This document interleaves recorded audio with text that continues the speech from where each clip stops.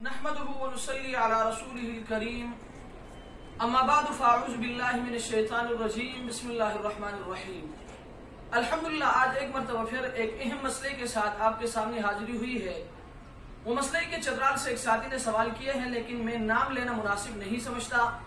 ان کا سوال یہ ہے کہ اگر بیوی اپنے شوہر کو بائی کہیں تو اس کا کیا حکم ہے، آیت سے نکاح پر کوئی اثر پڑتا ہے یا نہیں۔